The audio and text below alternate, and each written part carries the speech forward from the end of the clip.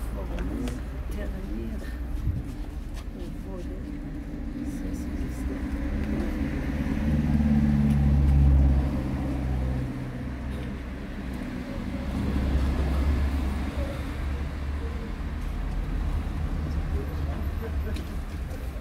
Oui, voilà, il a laissé une très très belle phrase. S'il est une chose qu'un peuple ne doit pas laisser déformer, ternir ou voler, c'est son histoire. C'est Très très son belle écrit, hein, c'est extrait de... extrait de la lettre d'adieu aux Algériens résidant en France. Vous imaginez, 1895, c'est vraiment c'est le 19e siècle. C'est vers le début des années 20, il a fait conscience qu'il faut mener une lutte. Il avait 25 ans en 1920. 25 ans, j'ai été la date. Il a fait un grand travail de sensibilisation et de conscientisation au sein de la communauté ouvrière algérienne en France.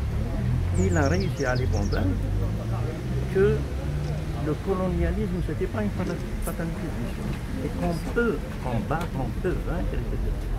Et c'est ainsi qu'est née, quelques années plus tard, en 1926, la première organisation politique algérienne, mais en France qui est née, qui s'appelle l'Étoile Noire, qui va prendre les destinées de trois pays, l'Algérie, le Maroc et la Tunisie. Et c'est au sein de cette organisation qu'Image va mener son combat pour la liberté. Donc ce sont des hommes historiques qui étaient précurseurs de la lutte pour la liberté. Oui, ce sont des hommes précurseurs. Ses discours, ses écrits, ses brochures, ses articles dans le journal de Ouma, journal de l'Étoile nord-africaine, sont de véritables réquisitoires contre l'occupation de l'Algérie par la France. Il a su donc convaincre pratiquement toute la communauté algérienne qu'il fallait se soulever, qu'il fallait faire quelque chose pour l'indépendance. Mais pour cela, il a été emprisonné à plusieurs reprises en France. Entre 1934 et 1936, il est allé, il sort de prison et repart en prison. Il a même été emprisonné par l'Allemagne nazie en 1940 parce qu'il a dénoncé le fascisme, il a dénoncé le nazisme, il a été emprisonné. Et il n'est sorti qu'à la fin de la Seconde Guerre, en 1945. Mais il était complètement malade. Malgré ça, il a poursuivi le combat. C'est un problème d'éveil, parce que le rôle de ces hommes-là, c'est l'éveil politique justement au sein de la société. Et ce sont les élites comme ça qui étaient des précurseurs, qui étaient en avance, qui avaient des idéaux auxquels ils croyaient. Et finalement, ils ont laissé une trace, c'est ça.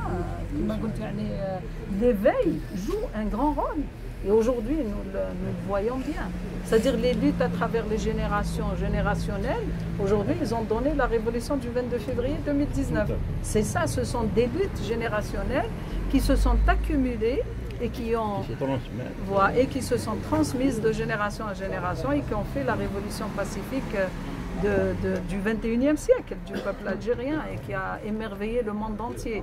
Donc nous avons un peuple qui a su quand même transcender toutes les vicissitudes du système et qui a pu renaître de ses cendres et qui a pu... Un homme comme lui, aujourd'hui, le peuple lui rend hommage. Absolument. Mais l'Algérie officielle l'a occulté depuis longtemps. Mais vous savez, c'est question de temps. C'est question de temps. C'est question de temps. Ces gens-là ont été en avance de leur temps. Et je pense que c'est question de temps. Aujourd'hui, les Algériens s'approprient leur histoire, s'approprient leurs leaders, s'approprient justement leurs hommes, leurs grands hommes qui ont fait l'histoire de ce pays. Et il viendra un jour où l'histoire, quand le monopole sera levé sur l'histoire de l'Algérie, quand les historiens seront libres d'écrire l'histoire de l'Algérie sans l'intervention du politiquement correct, à ce moment-là, je pense qu'il aura toute sa place, Ammar Imech, donc comme tous les hommes qui ont fait l'honneur et la fierté de ce pays. On est sur la voie. On est sur la bonne voie, mais bien sûr. Moi, je suis optimiste, je suis optimiste parce que je crois en la ressource algérienne, je crois en le génie algérien et je crois aussi en ce ressort qui peut intervenir à chaque moment quand on croit que c'est la fin. Et c'est pourquoi il faut que je dise un mot à tous les Algériens et les Algériennes là où ils se trouvent. Que la révolution du 22 février est toujours là, parce que c'est un état d'esprit. Les Algériens n'acceptent plus la soumission, les Algériens n'acceptent plus l'arbitraire, les Algériens n'acceptent plus la dictature, les Algériens veulent être des hommes et des femmes libres dans leur pays, ils veulent construire leur pays, mais ils veulent aussi construire un état fort qui est basé sur les institutions et non pas sur les clans. En tout cas, une chose est déjà gagnée, c'est que rien ne sera plus comme avant. Ah, ça c'est certain, ça c'est certain. Il n'y a plus de marche arrière, comme les gens le disent, les jeunes dans les marches, marche arrière, ben nous ça c'est sûr et certain. Bon, les jours ne peuvent être que meilleurs, Inch'Allah, avec l'effort de tous. Aujourd'hui, il ne faut pas se tromper d'ennemis. L'ennemi de l'Algérie, c'est le sous-développement, c'est l'ignorance, c'est la répression, c'est le totalitarisme. Il faut construire un État qui soit basé sur le savoir, l'économie du savoir, mais aussi les libertés, parce qu'on ne peut pas avoir une société savante s'il n'y a pas de liberté. C'est la base de tout. C'est la base de tout. C'est la base de tout. On ne peut pas parler d'économie, de développement aussi. Il n'y a pas l'assise de liberté sur laquelle tout repose. Ah, tout à fait. La liberté de penser, la liberté d'opinion, la liberté de la presse. Et heureusement que nous avons des jeunes journalistes qui sont là et qui continuent à suivre des activités autres que ce que la propagande nous sert tous les jours. Et la liberté de la presse est importante pour transmettre justement ce qui se passe dans la société, dans la réalité. Parce que ce qui se passe dans la propagande, ce n'est pas l'Algérie réelle. L'Algérie réelle, c'est vous, c'est nous qui sommes là, qui nous rencontrons, nous discutons de notre pays, de son devenir, du devenir des générations. C'est ça l'Algérie réelle. Mais l'Algérie qu'on nous sert dans les médias propagandistes, c'est certainement pas notre Algérie à nous. Donc oui, il faut dire que sans liberté, on ne peut pas avoir de démocratie, on ne peut pas avoir d'économie, on ne peut pas avoir de culture, on ne peut pas avoir d'aménagement du territoire.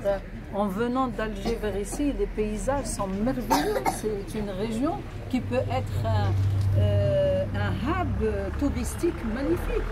Et toute la Kabylie est comme ça.